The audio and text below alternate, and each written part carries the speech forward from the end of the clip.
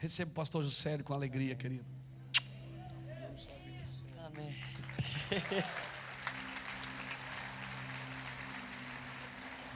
Graças a Deus. Eu cheguei lá na América, um irmão lá perguntou: qual que é pastor, o teu inglês assim está mais ou menos em que nível? Eu digo, no nível do meu mandarim.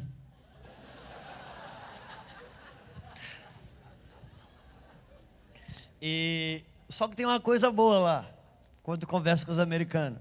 Eu não sei falar inglês, mas eles não sabem que eu falo português errado.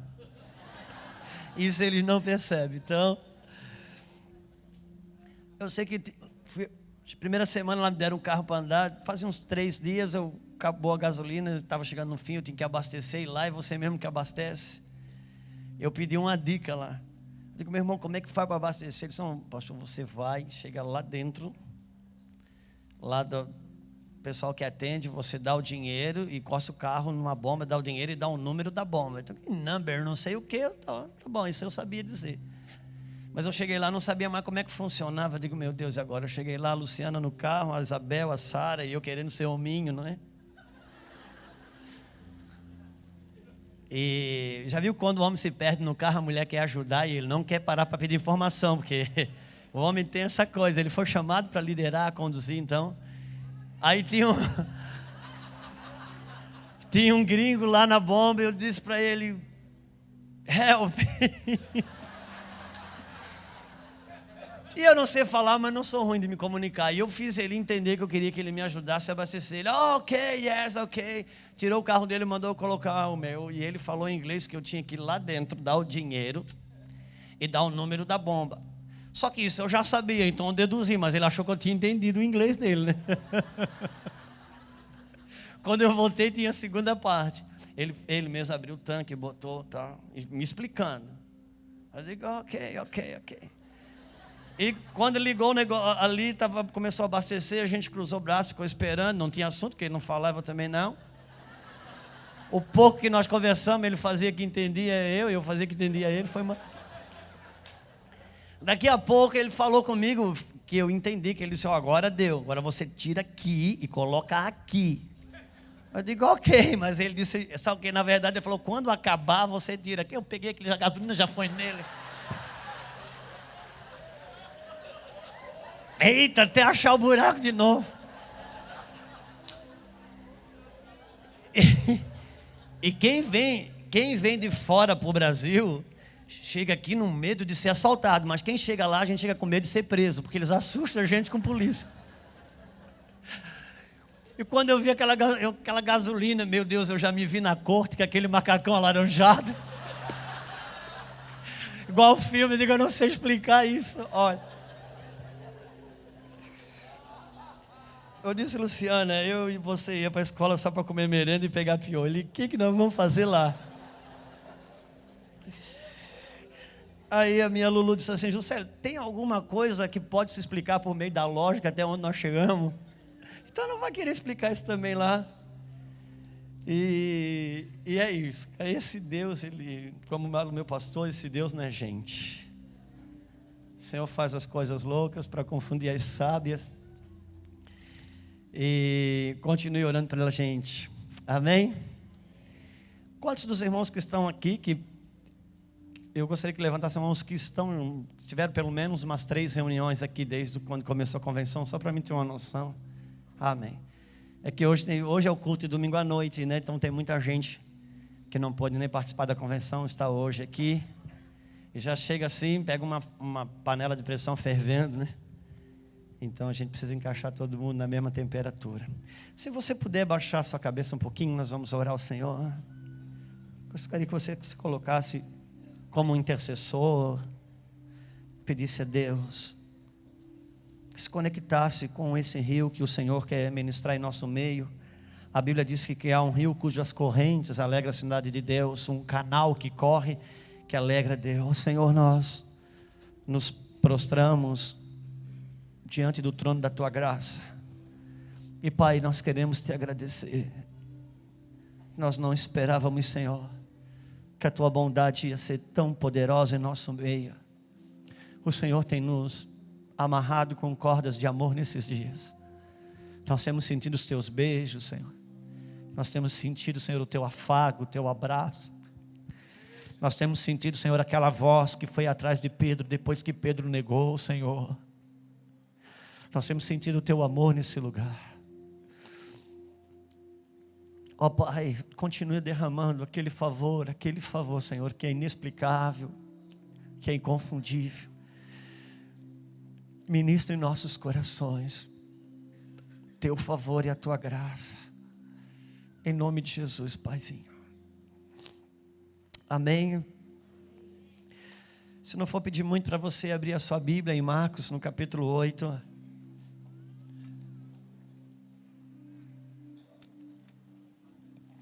Marcos capítulo 8. Quero fazer igual o pastor Luiz, eu vou ler um texto grandinho dessa vez. Capítulo 8 de Marcos.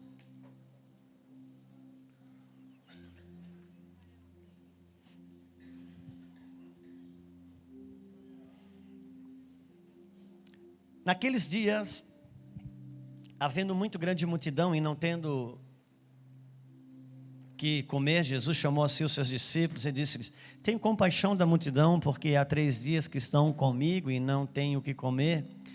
E se os deixar ir em jejum para suas casas, desfalecerão no caminho, porque alguns deles vieram de longe. E os seus discípulos responderam-lhe: de onde poderá alguém satisfazê-los de pão aqui no deserto? Foi exatamente o que muitos de nós da equipe de governo nos sentíamos quando nós sabíamos que vinham irmãos tão de longe para comer alguma coisa aqui, e nós estávamos numa condição como esses discípulos, dizendo: Senhor, como é que nós vamos dar de comer? Enfim.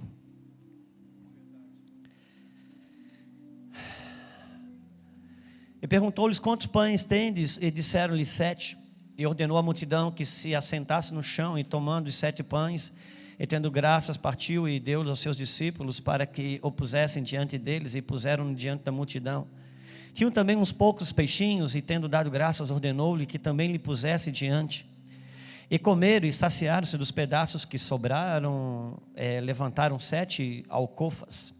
E os que comeram eram quase 4.000, e os despediu. Encontrando logo no barco com os seus discípulos, foi para as partes de Dalmanuta.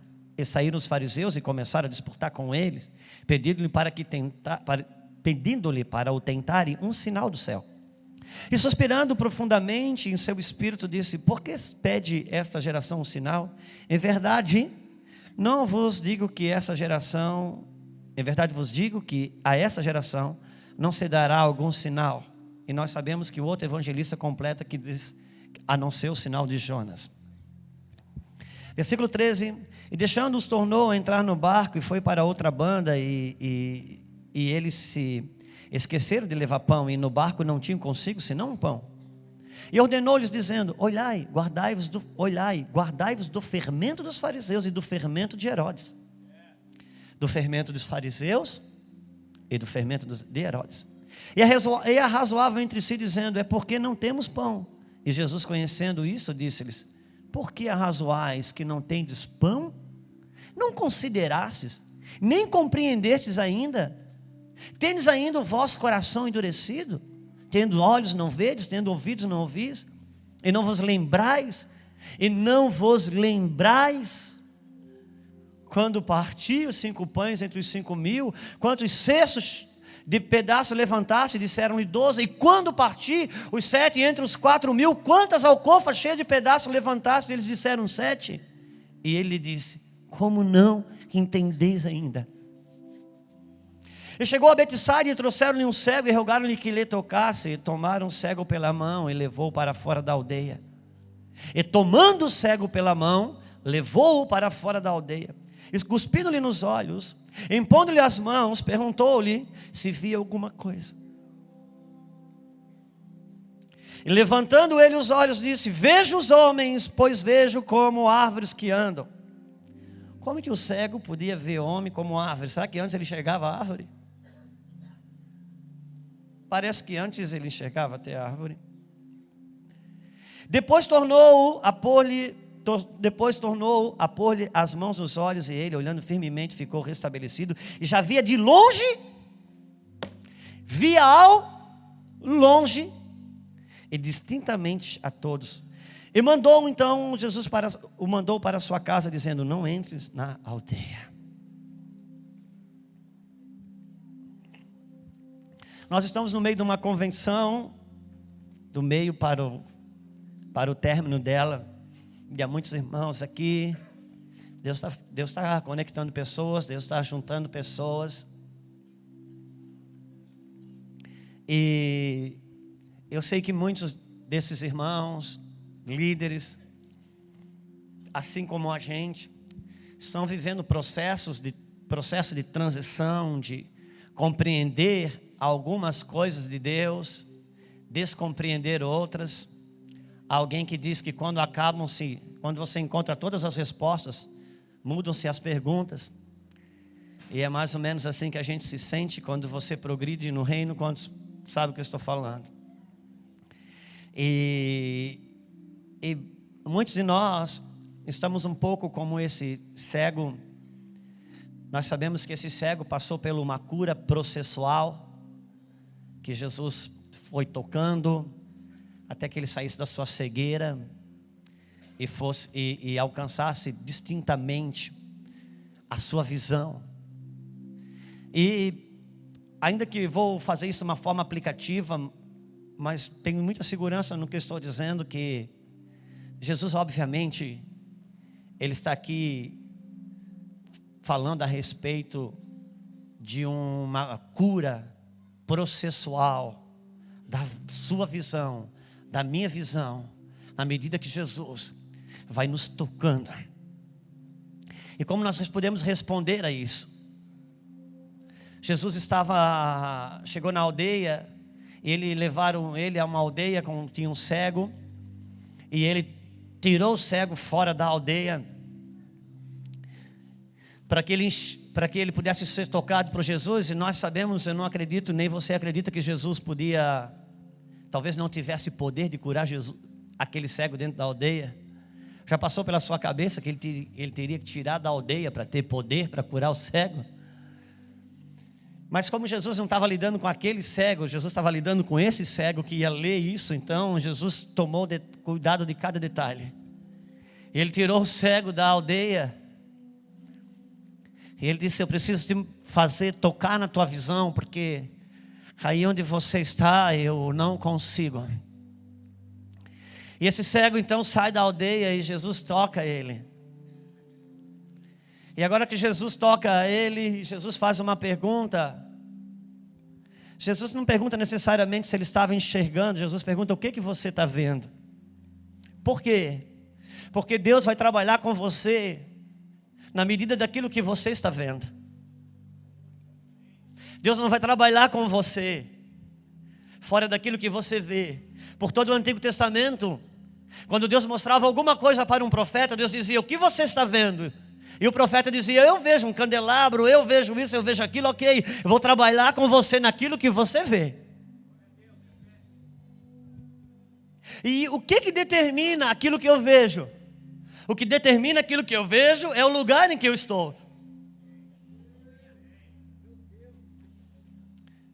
Por isso que Jesus diz que quando ele fala: a partir da minha ressurreição, eu vou aliviar o Espírito, e eu vou preparar-vos um lugar. Quando Adão peca, Deus não diz: Adão, o que é que você fez? Deus diz: Adão, onde você está? Porque onde você está determina o que você vê. E eu já falei isso aqui e vou repetir. Eu tive a mesma experiência que o pastor Luiz Hermínio. Eu morei 47 anos numa planta baixa, em casa planta baixa. E quando eu fui morar num prédio, apartamento, Deus falou que eu ia subir na vida, e eu estou no 9º andar. Deus é fiel. E no 9º andar, na minha sacada, Deus começou a ministrar a respeito do rio de Ezequiel.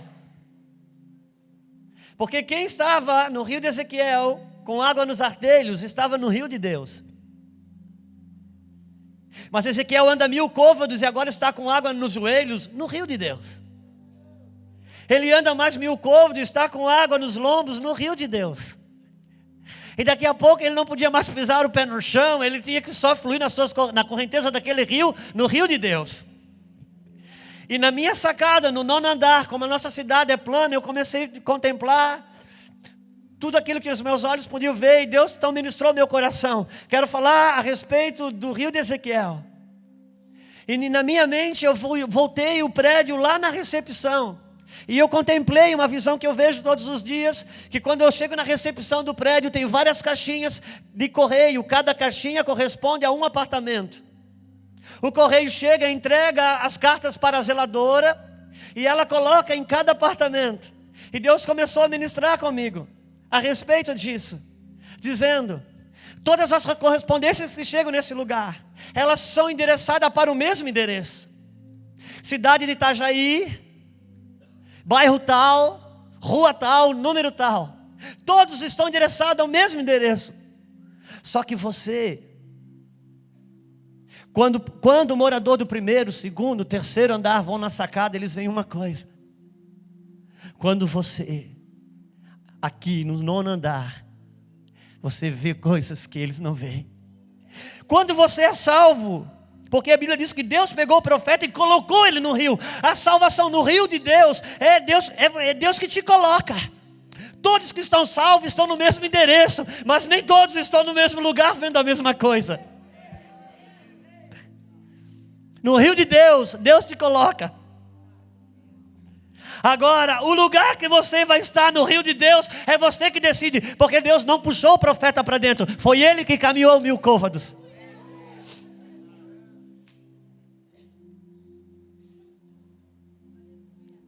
Você tem um chamado, isso é imutável. Não queira ser uma coisa que Deus não chamou você para ser. Por quê? Porque o chamado foi Deus que escolheu. Você foi chamado para ser profeta, não queira ser outra coisa. Você foi chamado para ser médico, não queira ser outra coisa. O chamado é Deus que escolhe, mas o nível de autoridade que você vai andar dentro do seu chamado não é uma escolha de Deus, é uma escolha sua. É uma escolha sua. E Deus, Jesus pega esse cego, tira da aldeia e pergunta: o que você vê?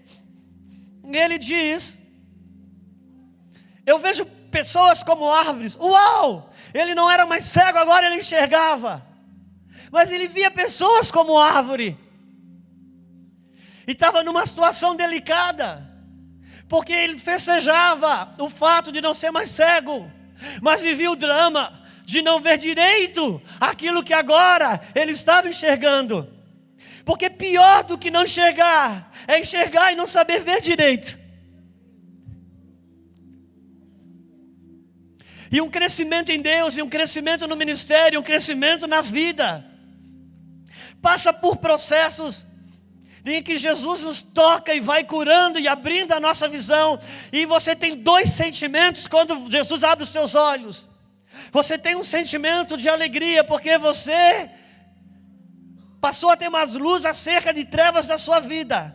Só que agora você se sente desconfortável, porque você agora no que está vendo, não tem clareza sobre o que está vendo. Quantos estão comigo? Eu vejo alguns pastores e líderes nessa situação. E agora? Sabe qual é a sua crise? É que você não é mais cego, mas ainda está enxergando embaralhado. E agora o que eu faço? Deixa Jesus continuar lhe tocando. E quando a gente é tocado e começa a ver algumas coisas, a gente fica desconfortável. Aquele cego estava desconfortável. Por quê? Porque agora ele não tinha mais essa condição de cego, mas não via com clareza. E a vida com Deus e a nossa chamada, ela é como quem entra num prédio, e quando você sai do elevador dentro do prédio, você pisa o pé, uma luz acende. Uau! E você vê, mas quando você olha para o final do corredor, o corredor está todo escuro. E a gente queria que Deus acendesse o corredor inteiro. Mas Deus sabe que se Ele acender o corredor inteiro, nós dissemos: Deus, obrigado, não precisamos mais do Senhor. Então Ele só acende aquela luz. E Ele trabalha dentro daquela luz, até que Ele faz você acreditar que você pode pisar o pé ali, ainda você não enxerga. E quando você pisa, acende uma outra luz, aleluia, ampliou algo. Só que você olha, ainda, o corredor para frente está todo escuro. E daqui a pouco, para piorar, você olha para trás e aquela luz que estava acesa atrás apagou. E esse é o desconforto, não tem como voltar.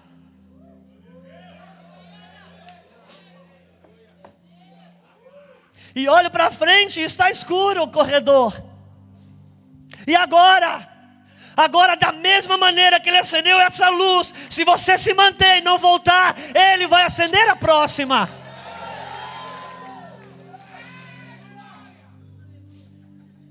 Então, quando ele é curado distintamente, Jesus diz para ele: cara, volta para sua casa, mas não volta para a aldeia. Meu Deus, por favor, se o cara mora na aldeia, como volta para casa e não volta para a aldeia? Jesus está dizendo: agora que você já viu o que viu, volta para casa, mas por favor, não volta para a vida de cego que a aldeia te proporcionou. Você está comprometido. Você está comprometido. Não se vislumbre com a descoberta. Entra naquilo que realmente Deus tem. Quando você sai do Egito, você tem a descoberta que não é mais escravo. Isso não te coloca em Canaã. Se você não rumar a Canaã, se você não encarar Canaã, com o tempo, você vai ser só melhor do que quem ficou no Egito. Quantos estão comigo? Agora não tem mais volta. Não tem mais volta. Não dá mais. Jesus estava dizendo para aquele cego: volta para a aldeia, mas não volta para casa. Em outras palavras, olha aqui, meus amados, em outras palavras, Jesus estava dizendo: por favor, não entre no novo que eu estou te abrindo do jeito velho.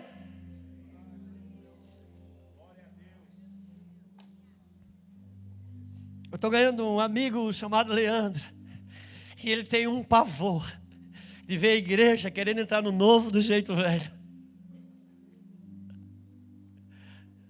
Não entre no novo do jeito velho. Jesus encontra uma samaritana e diz: cadê o seu marido? E ela disse: eu não tenho. E ele disse: você falou bem, porque você já teve 5 e o 6º que você tem não é seu. Enquanto você não casar com o 7º, você vai sempre fazer do jeito velho o novo que você entra. Então Jesus diz: olha, você teve 5 e o 6º que você tem não é seu, mas o 7º chegou. O 7º chegou para te renovar, para curar o teu interior e te dar condições de ter relacionamentos duradouros. Quantos estão comigo? Temos desafios. A descoberta de não ser mais cego. Deixa eu dizer algo para você. Não são palavras minhas, o que eu vou dizer agora, mas são palavras de sabedoria. Todo o acesso, num primeiro momento, ele é uma promoção. No segundo momento, ele é uma inspeção. Às vezes você deixa uma pessoa entrar no cercado da sua casa. Ela teve um acesso, que não são todos que têm. Ela ganhou um acesso. No primeiro momento, isso foi uma promoção. no segundo momento se tornará uma expansão. Conforme ela se comportar ali, quem sabe, em seguida ela entra na sua cozinha. Ou quem sabe, na próxima não entra nem no seu cercado.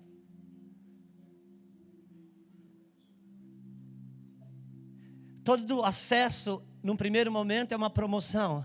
No segundo momento, é uma expansão que te habilitará para entrar no novo acesso, ou te dará o risco de perder aquilo que lhe foi dado.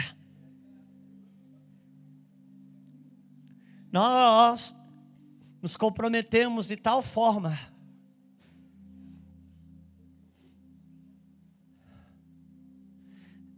meu maior desafio na minha vida é ter fé para viver as coisas que estão sendo reveladas a mim. Porque há uma diferença entre ter fé e acreditar. Fé é o poder de Deus para você fazer aquilo que você acredita.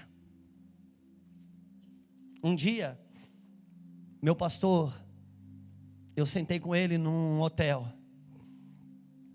E eu comecei a falar algumas coisas de algumas lutas e crises minhas.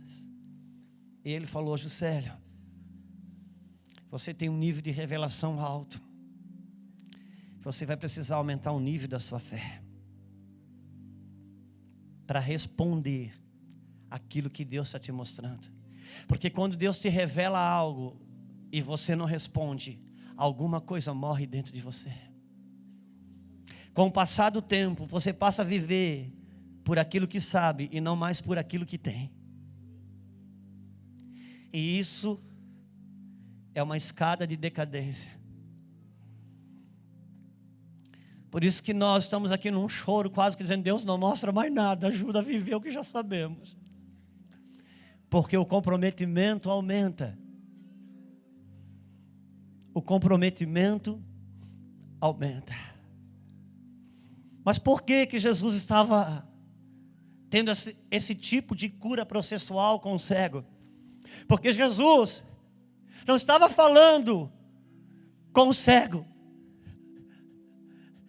Jesus estava diante da multidão, no deserto há 3 dias, e ele disse aos discípulos: dê de comer essa multidão. E eles disseram: como? Não tem comida. O que vocês têm? Temos aqui um pouquinho de peixe, de pão. Jesus multiplicou o pão, e era a segunda multiplicação.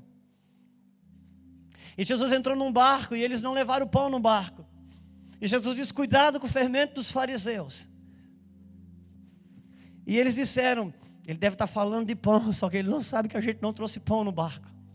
E ele disse: meu Deus, que coração endurecido é esse? Será que vocês ainda não entenderam? Será que eu falo, vocês não ouvem? Vocês veem e não enxergam? Ouve, mas não entende.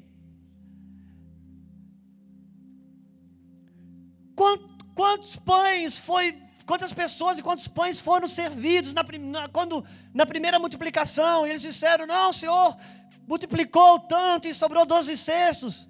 E agora há pouco tempo eu estou vindo ontem, vocês lembram? E vocês ainda estão presos sobre aquilo que eu posso fazer ou não posso fazer. Vocês ainda estão presos numa mentalidade que fica na expectativa de peixe e pão. Por favor, Jesus estava curando o cego, não estava falando com o cego. Jesus estava mostrando a condição dos seus discípulos. Até quando Deus tem que trabalhar no sentido de provar que Ele é bom, que Ele abençoa, que Ele faz. Nós precisamos avançar e entrar para algo acima disso. Ele queria falar de coisas espirituais. Ele não queria mais ter que estar provando que Ele é bom e suficiente para prover as coisas. Deus já provou para você e para mim que Ele é bom. Você já tem experiência de cura na sua casa. Você já teve filho curado. Você foi batizado com o Espírito Santo. Não dá para a gente caminhar para ainda esperando que Deus vai dar pão e peixe. Ele quer falar de coisas espirituais. Ele quer falar de coisas governamentais das regiões celestiais. Deus está nos levando para âmbitos diferentes. Ele estava falando com os discípulos. Ele não estava tratando com o cego. Ele estava dizendo: olha aqui,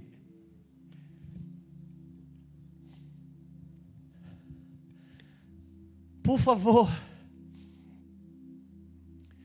Deus está nos levando a compreender algumas coisas. Deus quer falar de coisas verdadeiramente espirituais. Deus estava dizendo: cuidado com o fermento dos fariseus, porque os fariseus queriam um sinal. Meu Deus está dizendo: cuidado com esse fermento. Até quando eu tenho que estar confirmando, levantando o profeta A, B, C, D, molhando o novelo por fora, molhando o modelo por dentro? Por favor, você já experimentou a minha bondade. Eu não preciso mais provar sobre essas coisas. Entre em outros níveis, entre em outros âmbitos. Assuma o que é teu. Perca a mentalidade de cego que está esperando receber alguma coisa. Eu estou transformando, transicionando. Você está saindo de abençoado para abençoador. Você está saindo de alguém que recebe para alguém que dá. Deus quer ensinar coisas profundas.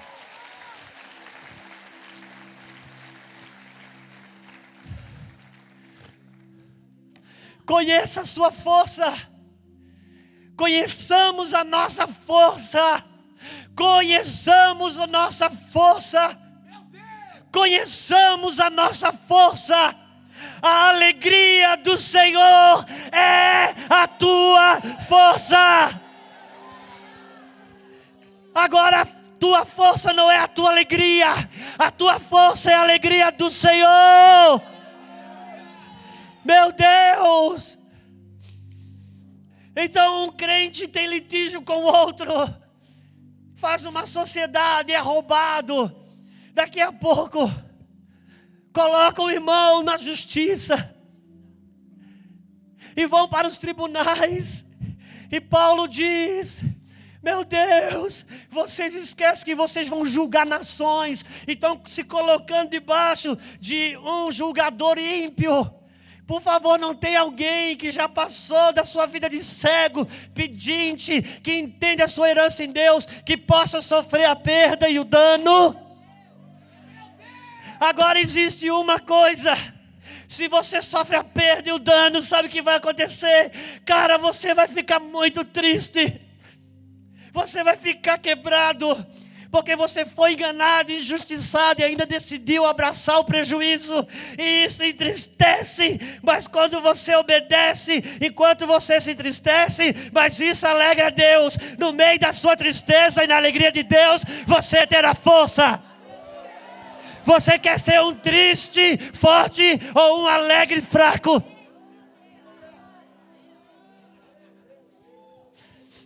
Vai sofrer perda, vai sofrer danos, vai sofrer prejuízo em causa do meu nome, diz o Senhor, e do reino. Isso entristece, isso machuca, mas ali no meio da machucadura, no meio da dor, no meio da frustração, você é forte, porque você escolheu a tristeza para deixar Deus alegre, e a alegria de Deus é a sua força.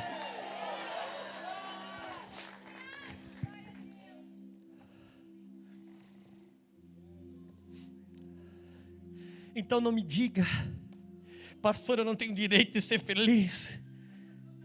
Cara, você escolhe. Você escolhe a alegria do Senhor. Cara, a alegria do Senhor não é a minha alegria. Não se trata da minha alegria. Cara, por isso, papai, mamãe, que quando o filhinho de 1, 2 anos, 3 anos, 4 anos faz uma coisa errada, e você chega para o filhinho e diz: olha, a mamãe ficou muito triste com o que você fez, viu? Isso deixa a mamãe triste. Não trate assim. Não trata assim, porque senão a noção dele de juízo, de senso, de certo e errado, é tristeza e alegria. E ele vai crescer entendendo que se tem tristeza, está errado, se tem alegria, está certo. Não. Por favor, não crie um filho na alma. Não faça isso, porque isso é errado e vai lhe fazer mal. Quantos estão comigo? Deus quer trabalhar o crescimento e o ampliamento da nossa visão. dá uma resposta. Irmãos, e quando a gente passa a não ser mais cego para algumas coisas, e a gente passa a ter uma visão sobre outras, a visão ainda está embaçada para algum, eu sei que está embaçada para nós também, eu sei que está. E quando o negócio embaralha, quando o negócio embaça, a tentação é grande de voltar para a vida de cego. Só que não dá, cara. Sabe por quê? Se ele fica daquele jeito, sentado na aldeia e dizendo: dá umas molinhas, dá umas molinhas, a consciência dele vai dizendo: cara, você não é mais cego, não prega mais isso. Você já não é mais cego, por favor. Não prega mais isso, não apoia mais isso.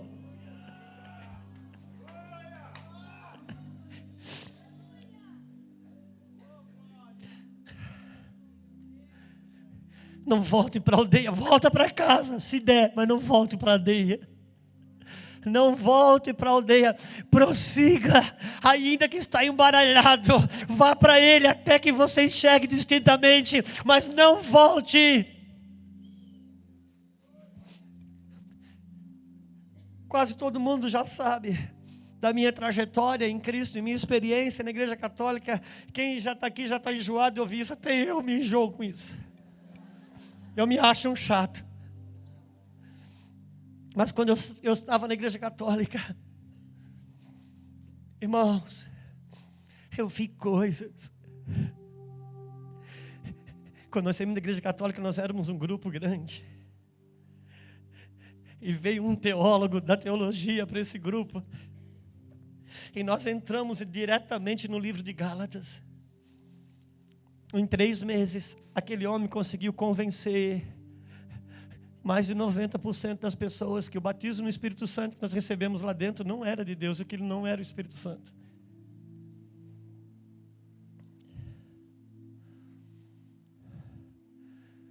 Porque ele estava pautado em algumas realidades.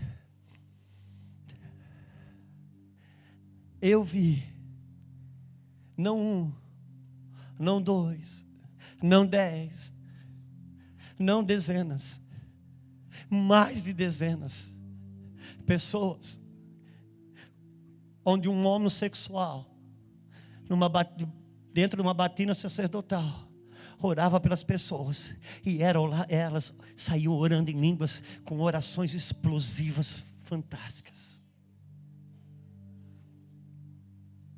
Se você achar que eu estou mentindo, aqui dentro tem pelo menos umas 30 pessoas que experimentaram isso comigo.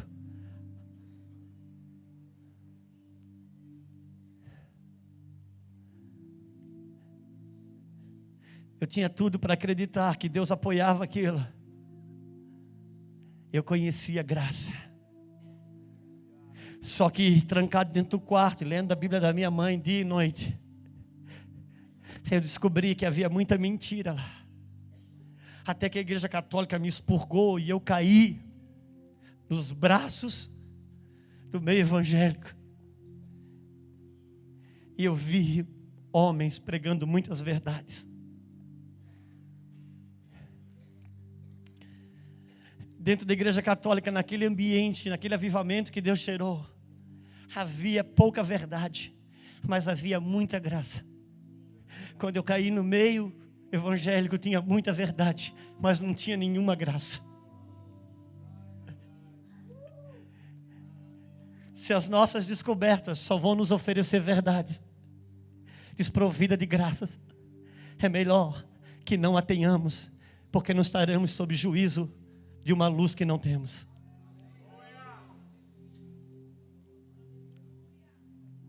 Abra Salmo 85 comigo, por gentileza.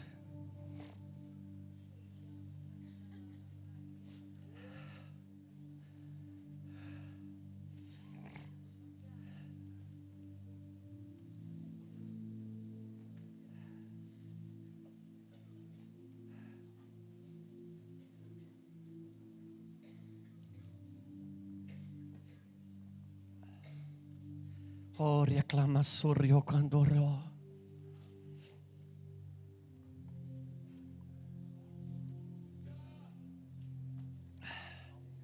85 é uma palavra para aqueles que voltaram da Babilônia. Quantos estão saindo da Babilônia? Volte para casa. Mas não volte para o sistema da aldeia.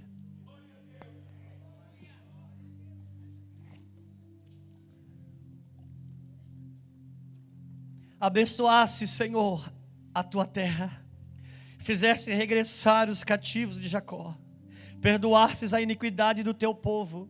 Cobriste todos os pecados. Fizeste cessar toda a tua indignação. Desviastes do ardor da tua ira.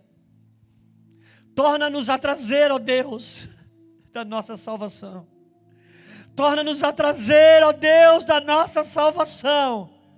E retira de sobre nós a tua ira. Estarás para sempre irado contra nós. Estenderás a tua ira a todas as gerações. Não tornarás a vivificar-nos, para que o teu povo se alegre em ti. Deus está vivificando-nos, para que nos alegremos nele, não para ser juízes de ninguém.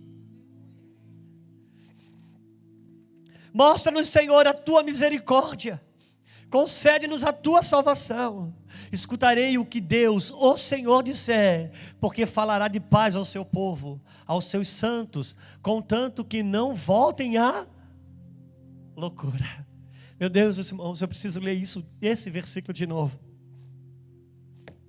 Escutarei o que Deus, o Senhor, disser, porque falará de paz ao seu povo, aos seus santos, contanto que não voltem à loucura. Irmãos, Deus está falando coisas lindas e vai falar coisas mais lindas ainda.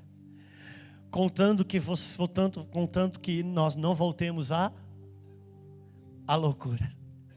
Tem coisa, irmãos, que cabe para alguns, mas para nós não cabe mais.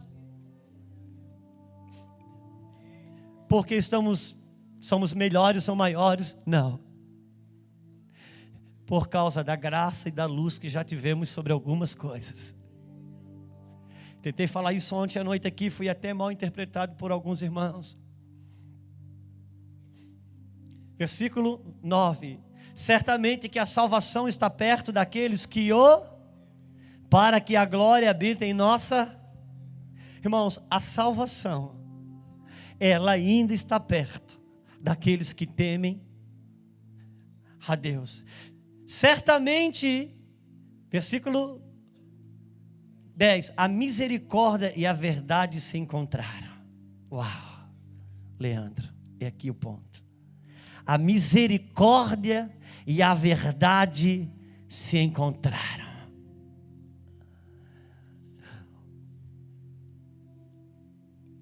A justiça e a paz se beijaram.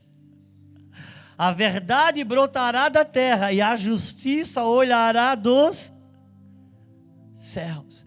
A misericórdia e a verdade se encontraram. Aqui está o ponto do nosso crescimento.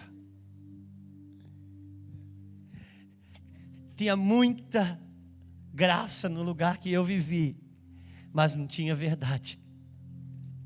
Depois eu fui para um lugar que tinha muita verdade, mas não tinha graça. E a verdade sem graça só habilita o legalismo. Mas a graça sem a verdade habilita o pecado. Precisamos nos encontrar nesse lugar onde a graça e a verdade se encontram, se beijam. Quem anda mais na verdade libera mais graça.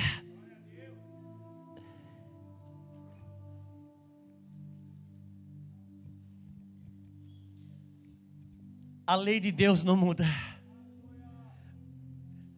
O reino de Deus, ele é formado pelas leis de Deus. Mas Deus não é um conjunto de leis. Deus é Pai. Só cresceremos em verdade se crescermos em graça. Mas na graça e na verdade. Eu tenho visto alguns homens intelectuais do Evangelho, que quando você ouve uma palavra mais linda que a outra, uma frase mais sábia que a outra, é uma volúpia de pensamentos filosóficos tão lindos, que fazem tanto sentido a respeito da graça. Mas eu pergunto, quanta verdade é nisso? Uma igreja precisa estar carregada de graça para receber o ramo sexual. Mas quando aquele homem asseminado, ele chegar aqui, ele precisa encontrar graça, amor, beijo, abraço, ausência de preconceito. Mas a verdade é que ele é homem. É graça e é verdade.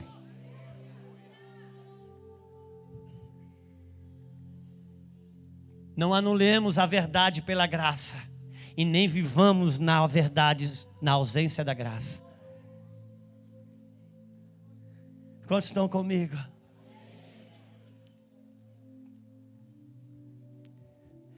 É um lugar que eu creio que nós não entraremos sozinhos, só dando as mãos. Entraremos nesse lugar onde a graça e a verdade se beijam. Oriclamando ro que atsuriando ro. Chori aclamando robia clasuria so canto roba la so.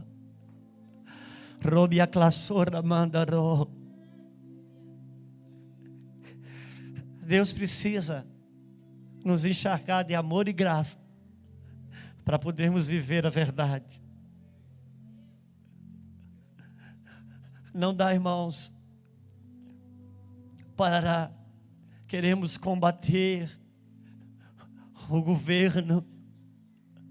Irmãos, entenda uma coisa, a Bíblia diz que o limpo se limpa mais, e o sujo, nós vivemos dias que o limpo quer limpar o sujo, ele não quer se limpar.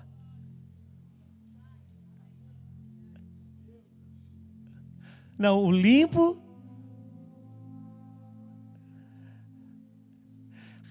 eu tenho conhecido alguns líderes de louvor, que passa 6, 7 horas por semana na pornografia. Mas se o baterista chega atrasado, ele põe em disciplina.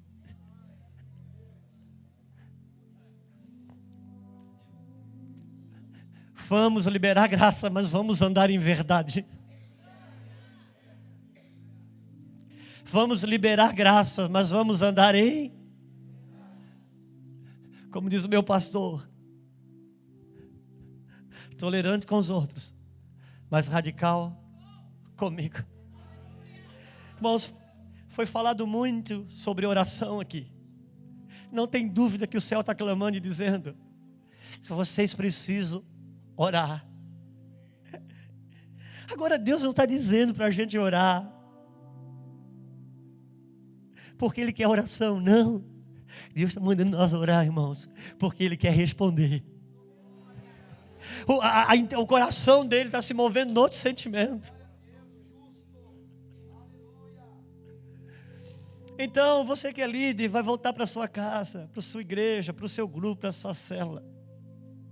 Não crie uma campanha de oração, não. Comece a orar você. Não imponha isso sobre ninguém, não. Você orou, você viveu até agora sem oração ou com pouca oração e Deus está te usando. Bom, não adianta parar tudo agora e orar. Para de trabalhar e vai orar. Não, tem que orar para conseguir parar de trabalhar. Eu achei, irmãos, que quando eu trabalhava com vendas, eu tinha, meu Deus, um dia se eu for integrado na obra de Deus, eu vou poder orar 5, 6, 7, 8 horas. Que eu achava que todo pastor passava esse tempo orando.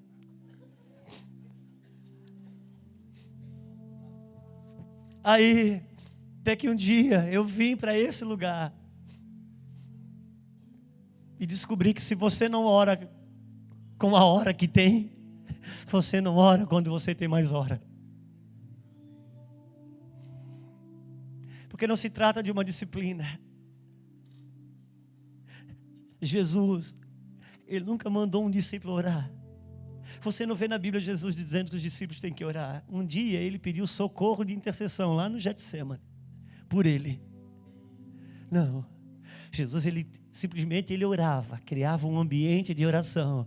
E as pessoas vinham e diziam: me ensina a entrar nesse lugar que você... Como é que a gente ora, Jesus? Eu quero ter isso que você tem.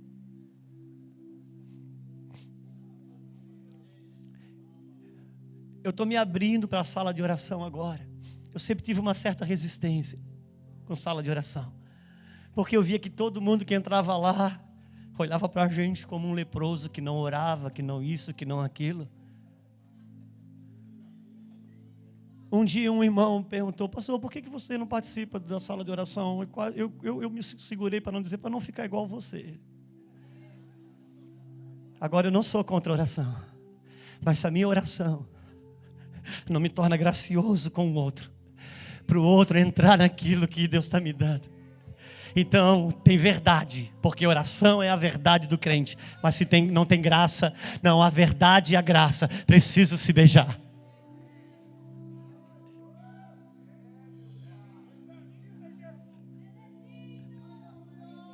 Todos os avivamentos começou com um pequeno grupo que simplesmente oravam. Não criaram uma campanha de oração e nem imputaram isso sobre ninguém. Criaram um ambiente que atraía aquele que não ora a orar. Irmão, não adianta liderança, nós que estamos aqui, não adianta a gente mandar as pessoas ser santos. Se nós criarmos um ambiente de santidade, o pecador é transformado.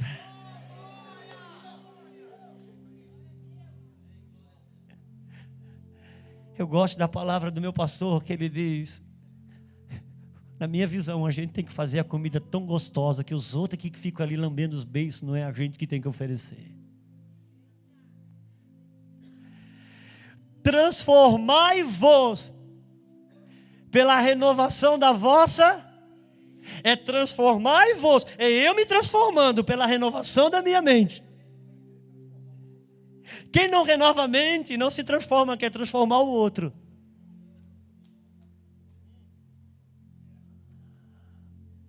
Não, irmãos, não vamos entrar no novo que Deus está abrindo do jeito velho. Por favor, volte para casa, mas não volte para a aldeia. Nós já experimentamos a bondade de Deus, nós já sabemos que se faltar comida Ele vai dar, se faltar peixe Ele vai dar. Mas não será dado outro sinal a não ser o de Jonas. E qual é o sinal de Jonas? Ele foi introduzido no ventre do grande peixe e vomitado para o seu destino. Irmãos, se eu e você na Bíblia somos um simbolismo de um peixe, quem é o grande peixe? Só tem um jeito nele, só tem um jeito: entrar dentro do grande peixe. E Ele é que vai fazer essas coisas, com graça e com a justiça e a paz se encontrar. Irmão, quando alguém vai para a cadeia por aquilo que realmente fez, se fez justiça, mas não se encontrou paz. É um lugar de justiça e paz, graça e verdade. Por favor, vamos andar em graça e misericórdia. Eu quero entrar nesse lugar. Deus vai me ajudar. Irmãos, e se nós aqui no Mevan, nós não entrar, ai de nós. Mas por favor, em verdade. A Bíblia não vai mudar para nós. Em verdade. Irmão, eu quando me casei, eu tinha tido muitas relações sexuais antes. E eu alcancei graça diante de Deus para ter um casamento puro, santificado. Mas a verdade ainda é que para entrar no casamento é virgem. Você pode estar no seu 20º casamento, Deus está te abençoando, vai te abençoar, e se depender de mim, eu vou te ajudar, eu fui chamado para isso. Mas a verdade ainda é que Deus é monogâmico. E não é um de cada vez, não, é um. Vamos ter graça, mas não vamos mudar a verdade. Vamos ter a verdade em punho, mas não vamos negar a graça. Isso é impossível de viver isso sem estiver no grande peixe, no ventre do grande peixe. Porque se eu e você somos na Bíblia um símbolo de peixe, quem é o grande peixe? Por 3 dias. E nós precisamos ser mergulhados na morte e ressurreição de Cristo. Precisamos ser embebedados disso. Por favor, Deus está abrindo seus olhos. Então não dá mais para viver do jeito velho. Ele já provou a sua bondade. Não torne pouco muito o que Deus fez por você. Por favor, fique de pé comigo.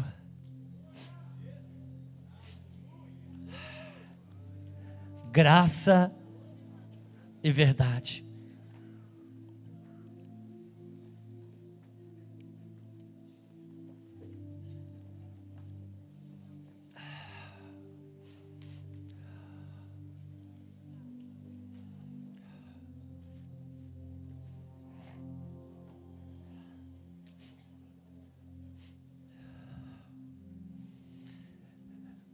Eu tenho sentado com alguns homens que têm estado no atoleiro. Por favor, irmão, você aproveitou essa hora para se levantar, então eu vou esperar você sair. Eu quero ainda estar com os irmãos aqui. Tenha liberdade, amanhã é segunda-feira, eu respeito o seu horário demais. Demais mesmo. Eu sei que amanhã é segunda, você que é da casa. Mas vamos tentar sair mais discreto possível, aqueles que precisam ir. Eu tenho lidado com alguns homens, irmãos, que estão no atoleiro da pornografia. Não é um lugar fácil, não é. E a gente tem procurado estar com a maior graça possível, abraçando, orando, estando junto, recebendo aquela prestação de conta para proteger. Isso é graça. Não vão matar, não vão condenar, não vamos excluir, isso é graça. Agora dizer para mim, pastor, eu tenho um problema de pornografia. Não, a verdade, isso é pecado, isso não é problema. O problema é se você tem problema de pressão alta. Graça, mas verdade. Irmãos, graça, mas verdade. Porque a verdade brotará da terra, então os olhos da justiça olharão do céu.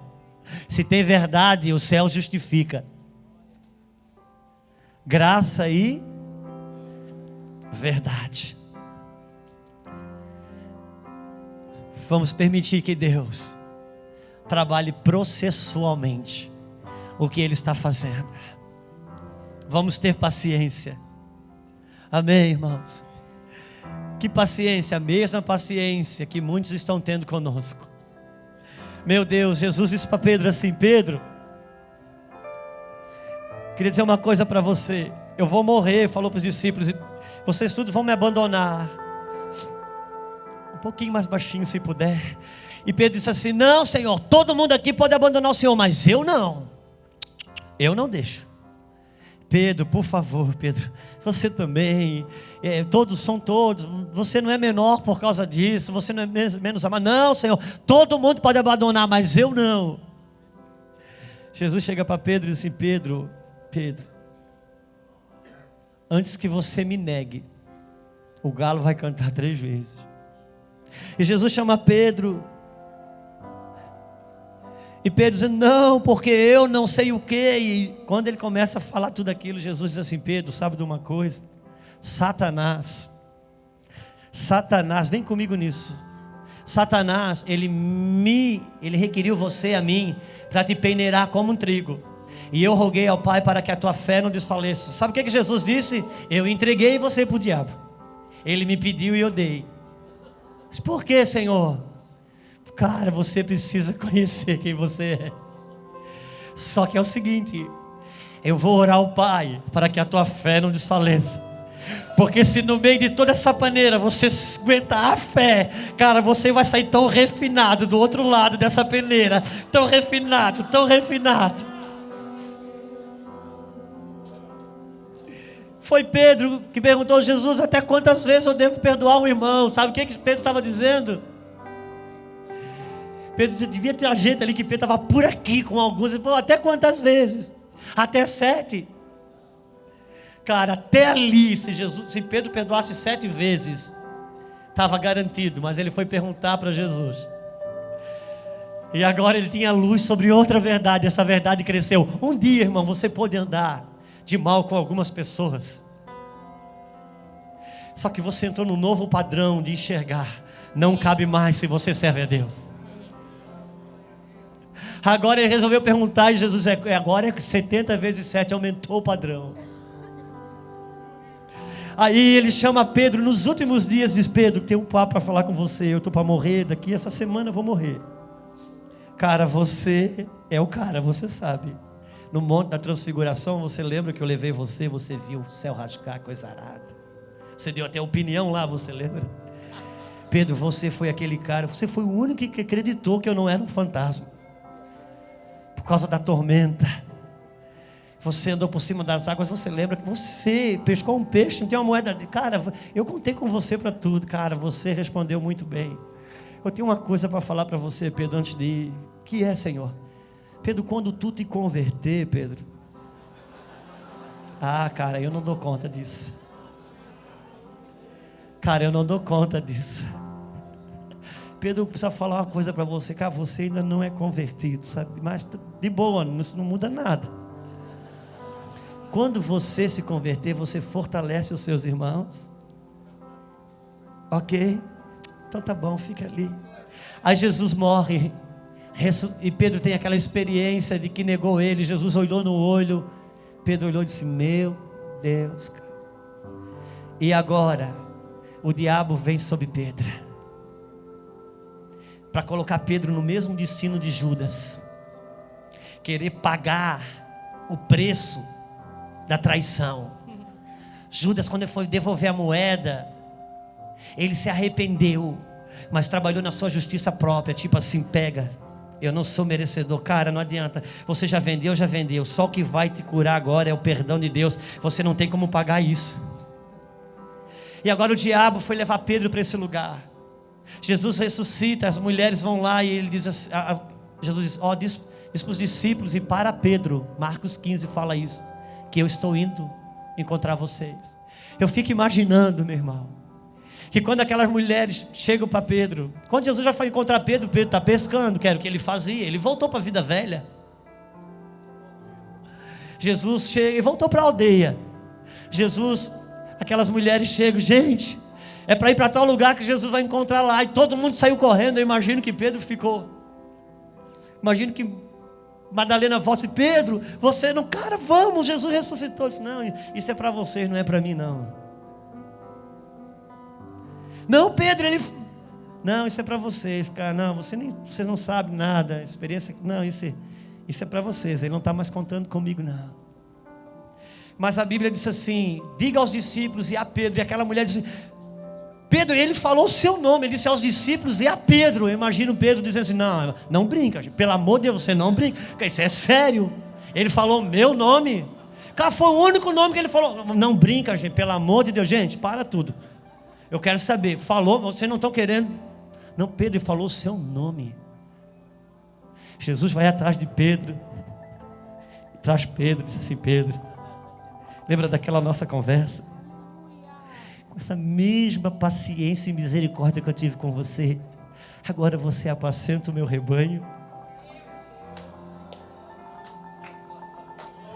Graça, mas verdade. Obrigado. Mas verdade. Estenda a graça, mas anda em verdade. Não entre no caminho dos que primeiro erram para depois pregar graça em cima do seu erro. Não, não, não. Escutei um áudio essa semana, botaram no WhatsApp, de um pastor que caiu e todo mundo era culpado por causa da queda dele. Era culpado porque fizeram dele um ídolo, era culpado porque botaram expectativas a mais nele, era culpado. Todo mundo era culpado da queda dele. Não, não, não, irmão. Não. Graça, mas verdade. Como é que funciona isso, pastor Juscelio? Por favor, dá as mãos, me ajuda, vamos buscar juntos. Vamos buscar juntos. Eu gostaria que o meu pastor orasse com vocês. Favor que eu não mereço. Aleluia. Graça e misericórdia.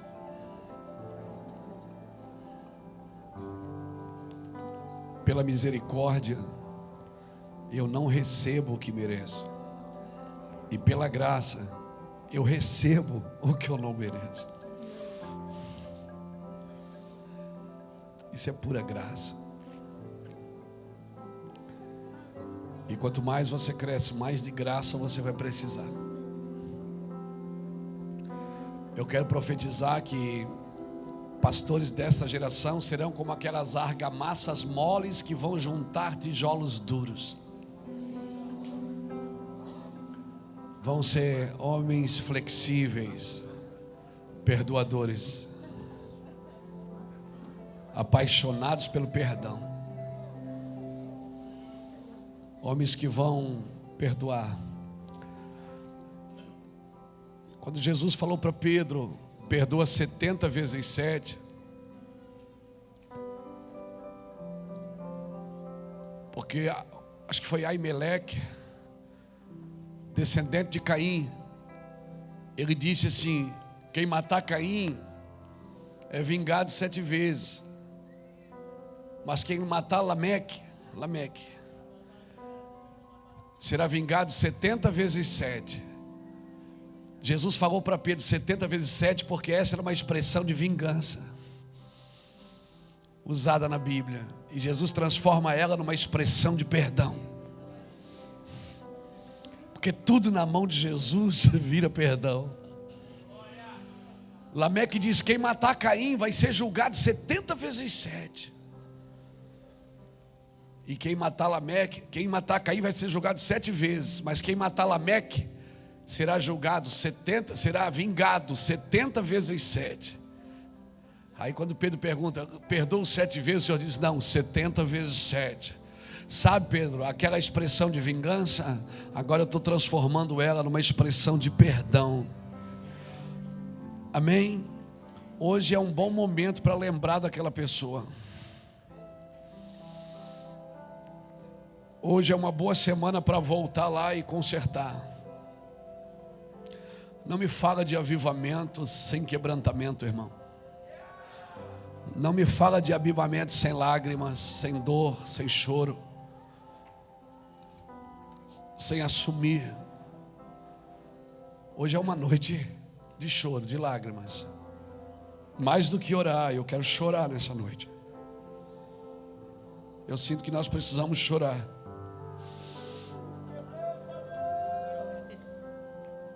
Eu sinto que nós precisamos chorar.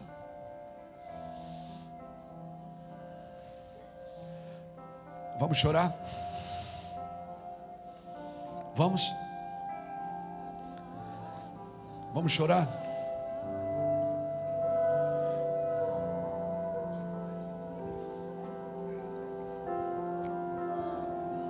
O Senhor perdoa a gente.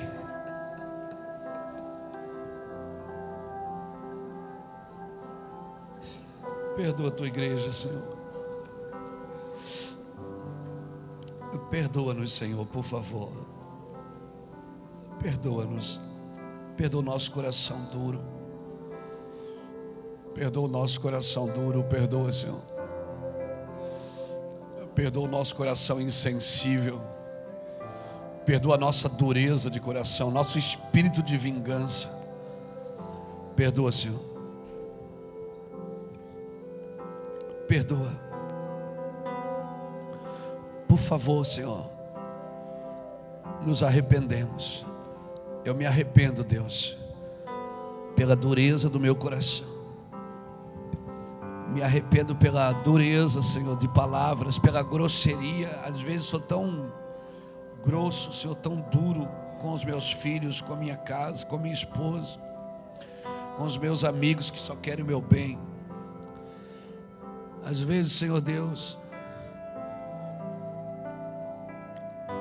às vezes, Senhor, eu faço coisas erradas, tomo decisões erradas. Às vezes tomo decisões sozinho, só para não ser reprovado por ninguém, Deus. Perdoa nosso coração duro, Senhor. Perdoa-nos, Senhor, por favor. Perdoa a tua igreja. Perdoa o nosso coração, Deus.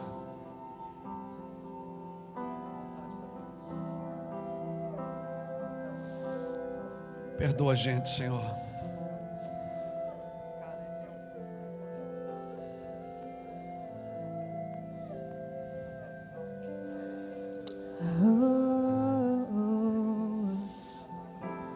Eu quero ir mais profundo. Eu quero ir mais profundo. Eu quero ir mais profundo em ti. Eu quero ir mais profundo. Eu quero ir mais profundo. Eu quero ir mais profundo em ti, no teu amor. Eu quero ir mais profundo. Eu quero ir mais profundo. Eu quero ir mais profundo em ti. Eu quero ir mais profundo. Eu quero ir mais profundo. Eu quero ir mais profundo em ti. Sim, eu quero. Eu quero ir mais profundo. Eu quero ir mais profundo. Eu quero ir mais profundo em ti. Não temerei, pois eu sei que tem mais. Eu sei que tem mais. Eu sei que tem mais pra mim. Eu sei que tem mais do teu amor. Eu sei que tem mais da tua graça. Eu sei que tem mais pra mim. Por isso eu irei.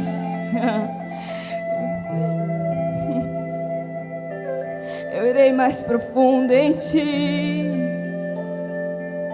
E não temerei, eu não temerei. Será que você pode declarar isso? Quero ir mais profundo. Eu quero ir mais profundo. Eu quero ir mais profundo em ti. Sim, eu irei. Eu quero ir mais profundo. Eu quero ir mais profundo.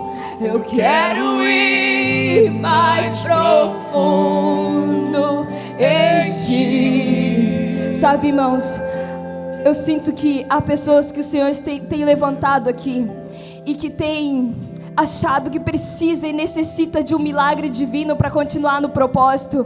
Mas nesta noite eu quero te dizer, você não precisa mais de um milagre, porque o milagre já foi liberado. O milagre já foi liberado. E diante a circunstância, você irá dar passos à frente e não irá desistir do propósito pelo qual o Senhor te chamou, porque independe da circunstância que você vive, você irá cumprir o teu chamado. Não dependa somente de circunstâncias, porque o Senhor está te levando a outros níveis de amor e graça. Ele está te levando a outros níveis de revelação de quem Ele é. Ele é um Deus de amor. Ele é Pai. Ele já provou naquela cruz que Ele te ama. Ele não precisa provar por meio de circunstância que Ele te ama, porque Ele já te liberou isso. Eu quero ir mais profundo. Eu quero ir mais profundo. Não temas. Eu quero ir mais profundo em ti. Eu quero ir mais profundo.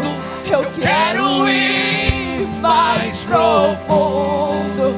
Eu quero ir mais profundo em ti.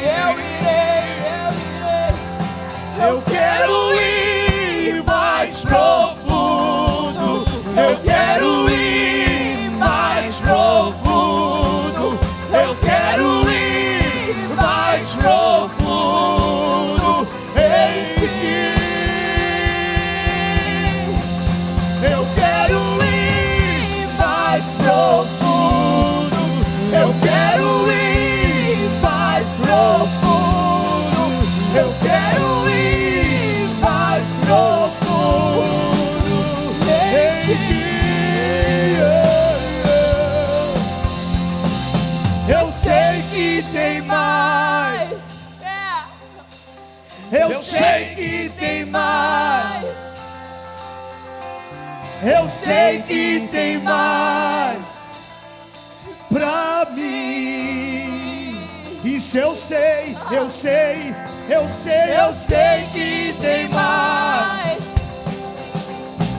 Eu sei que tem mais. Oh, eu sei que tem mais pra mim. Eu quero ir mais profundo. Eu quero ir mais profundo. Eu quero ir mais profundo em ti. Eu quero ir mais profundo. Eu quero ir mais profundo. Eu quero ir mais profundo em ti.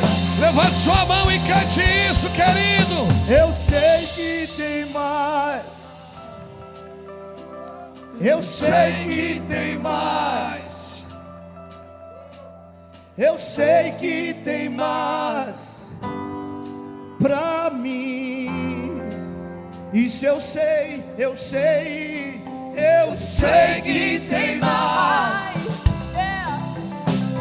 Eu sei que tem mais. Eu sei que tem mais. E pra mim, eu sei, eu sei. Eu sei que tem mais. Eu sei que tem mais. Eu sei que tem mais pra mim. Pra mim. Pra mim.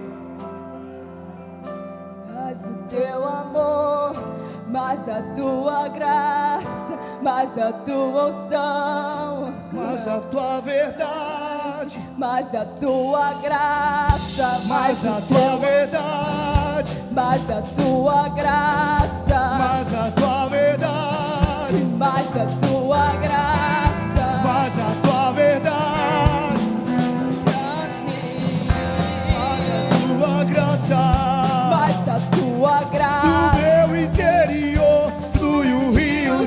águas vivas do meu interior. Flui o rio de águas vivas do meu interior. Flui o rio de águas vivas